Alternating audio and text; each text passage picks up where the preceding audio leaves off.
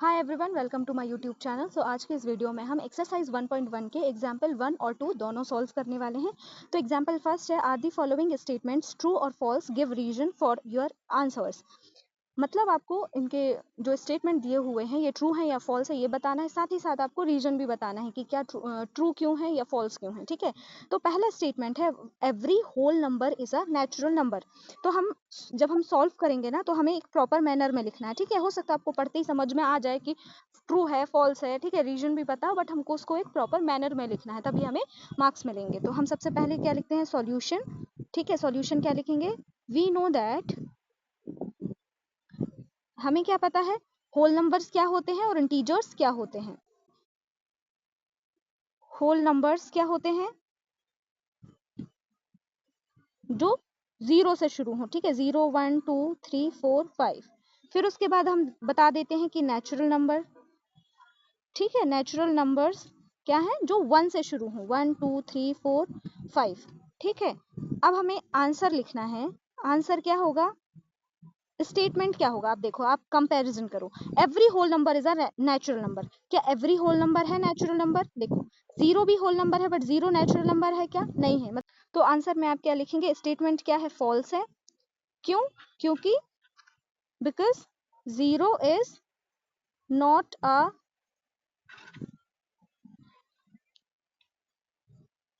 Natural number.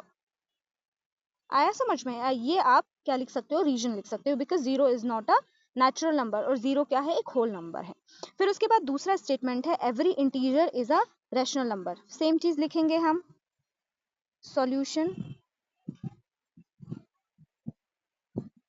We know that the integers क्या होते हैं, माइनस वाले नंबर्स भी होते हैं इसमें और पॉजिटिव सभी नंबर्स होते हैं। ठीक है, negative numbers, zero, positive numbers, सभी नंबर्स होते हैं। उसके बाद है रैशनल नंबर्स क्या होते हैं, ठीक है, जिनको हम पी वाई क्यू के रूप में लिख सकते हैं। तो अब देखते हैं, हम इंटीजर्स जो हैं उनको हम पी वाई क्यू के रूप में लिख सकते हैं।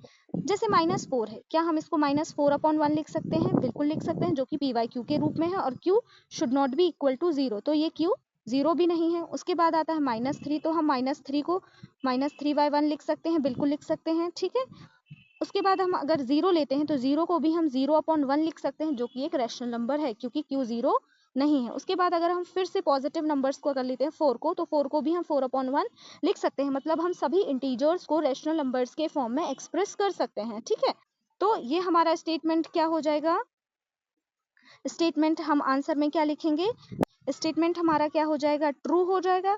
और आप रीजन में क्या लिख सकते हो, because every integer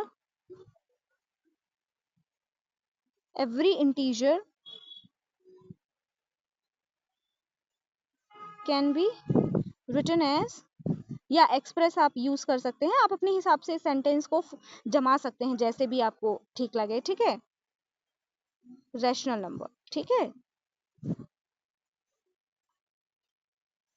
such as -4/1। आप ऐसे भी एक छोटा सा एग्जाम्पल भी दे सकते हैं, इसको ब्रैकेट में लिख देंगे, तो एक एग्जाम्पल भी हो जाएगा, साथ भी वो नंबर मतलब वर्डिंग में काउंट भी नहीं होगा। ठीक है, उसके बाद हम तीसरा जो स्टेटमेंट है, every rational number is a integer, बिल्कुल इसका उल्टा है ये। ठीक है, every rational number is a integer. देख लेते हैं तीसरा स्टेटमेंट क्या है,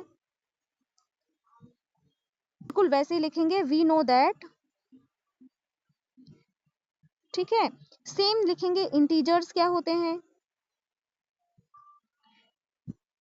-4 -3 -2 -1 0 1 2 3 4 ऐसे हम एक्सप्रेस कर सकते हैं। ठीक है, फिर रैशनल नंबर्स, रैशनल नंबर क्या होते हैं, पी वाई क्यू।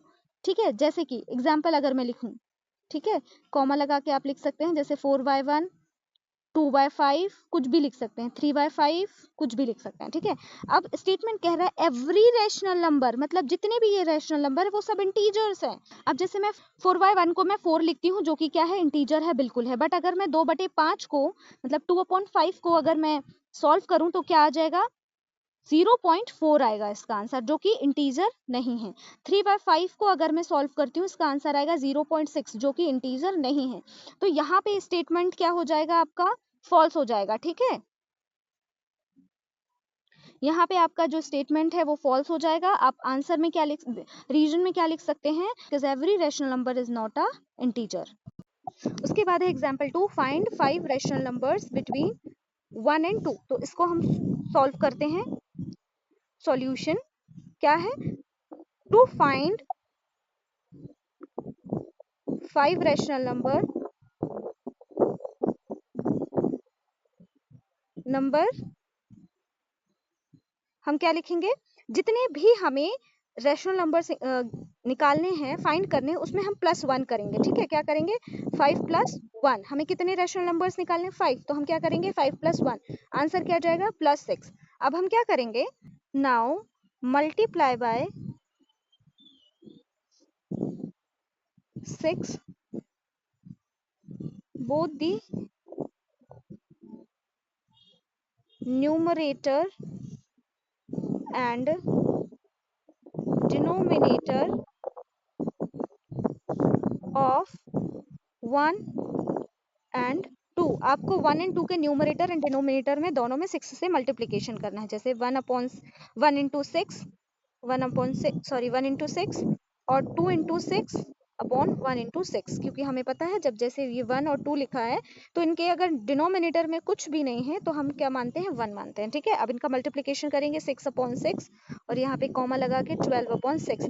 अब हमें इनका डिनोमिनेटर तो सेम है, न्यूमरेटर देखना है। ये 6 लिखा है, यहाँ 12 लिखा है। हमें 6 को कंटिन्यूअसली ऐसे लिखना है जब तक 12 ना आ जाए, जैसे कि 6/6, 7/6, 8/6, 9/6, 10/6, 11/6, 12/6। अब देखो ये जो है ये क्या लिखे हुए हैं, 1 और 2 लिखे हुए हैं इनडायरेक्टली। तो इनके बीच में हमने कितने रैशनल नंबर्स निकाल लिए, 5 रैशनल नंबर्स निकाल लिए। तो हम आंसर में क्या लिख देंगे, सिंपल बॉक्स बंद करके 7/6, 8/6, 9/6, 10/6 और 11/6। अब देखिए, हो सकता है आपकी बुक में आंसर कोई दूसरा हो। अगर आप बुक भी देखेंगे तो उसमें 2 मेथड और ये लिखा हुआ है कि 2 नंबर्स के बीच में इन्फिनिटी रैशनल नंबर्स होते हैं। तो आप कुछ मतलब कि आंसर वेरी कर सकते हैं, तो आपको कंफ्यूज नहीं होना है। मेरे आंसर अलग होंगे, आपके टीचर्स जो कराएंगे वो आंसर अलग होंगे, हो सकता है बुक में अलग आंसर हो, तो आपको कंफ्यूज नहीं होना है। बस आपको मेथड याद रखनी है, मेथड सही होनी चाहिए, आंसर थोड़ा बहुत वेरी कर सकते हैं, ठीक है। तो आपको घबराना नहीं है कि ये गलत है या बुक में जो लिखा है वो सही है, ठीक है। ऐसे कुछ भी कंफ्यूज नहीं होना है। तो ये थे हमारे एग्जाम्पल 1 and 2। अगर आपको वीडियो पसंद आया हो तो आप वीडियो को लाइक करिए, शेयर करिए and subscribe my YouTube channel. And thank you for watching this video.